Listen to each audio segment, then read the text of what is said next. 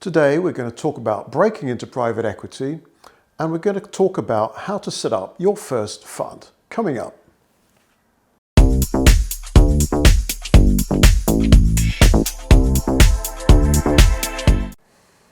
In a recent video that I did on the topic of breaking into private equity, I talked about the idea of creating 3 funds by the age of 25, which would get you a track record.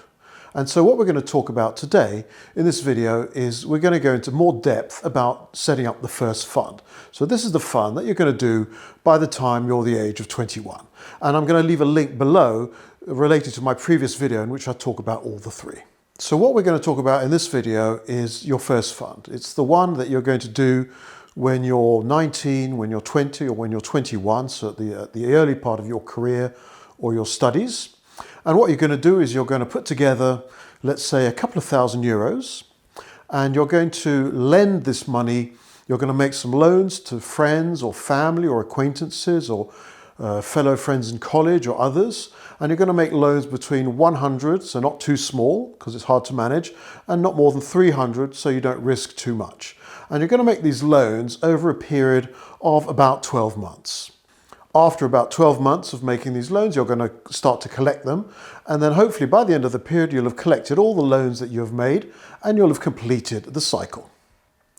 As far as the loans are concerned, they're going to be small loans at 5% a month interest, which you're going to lend to your friends, for example, to buy a new stereo, some roller blades. And so the way you should sell these loans is that it's quicker and easier than going to the bank. It may be less embarrassing than borrowing from parents. It's very flexible. And so you can try to create a little niche for yourself in money lending. Now let's talk about the documents that we're going to put together to make this into an actual fund. The first thing you're going to do is the 2,000, you're going to create your own different bank account, or maybe within your bank account, you're going to create a kind of sub-unit within your bank account using, your mobile phone fintech bank. And so you're going to create this new account, place €2,000 in this new account.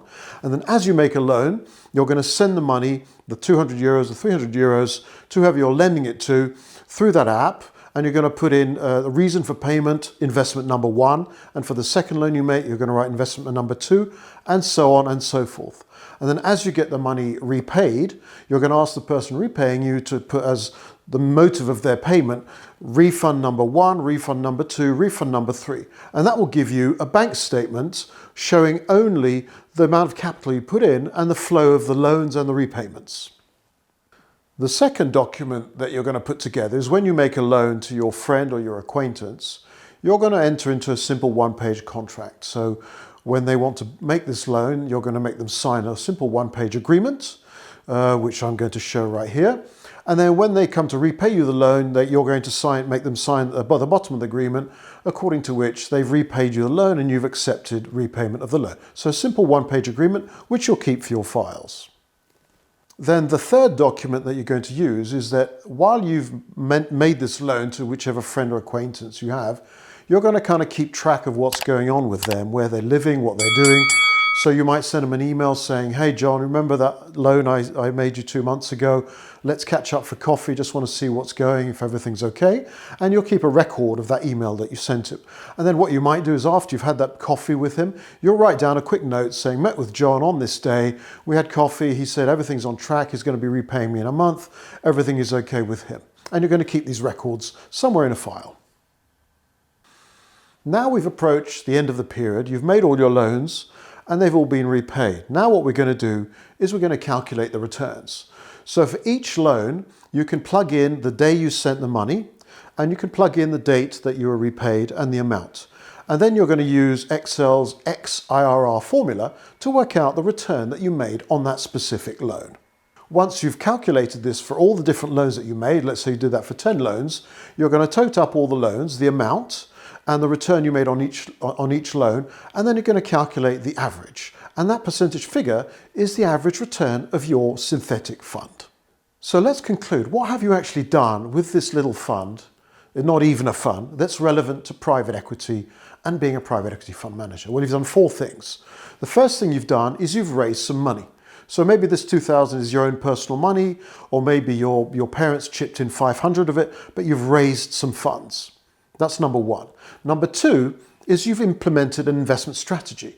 So your investment strategy was to make a series of small loans to friends and acquaintances. And what did you do to that? You had to source the loans, you had to go and find potential people interested, then you had to screen them. You had to say, well, this guy, I don't think I'll lend him the money because he's got a bad reputation. This guy I will. So you've screened the loans. And then finally, you've structured a deal. Made him sign a contract. You've got an interest rate and then it was repaid. So you've executed, in fact, an investment strategy. Then thirdly, what's the third thing that you've done? Well, you've monitored the portfolio, because after you've made all these loans, you've kept in touch with people saying, let's meet for a coffee.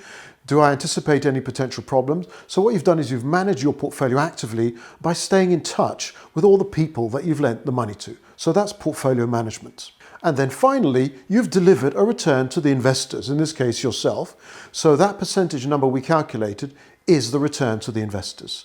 So in conclusion, you've had your first fund. You've raised the money, implemented an investment strategy, monitored the portfolio, and delivered a good return. So you're on your way to becoming a PE fund manager. And in the next video, we'll talk about fund number 2.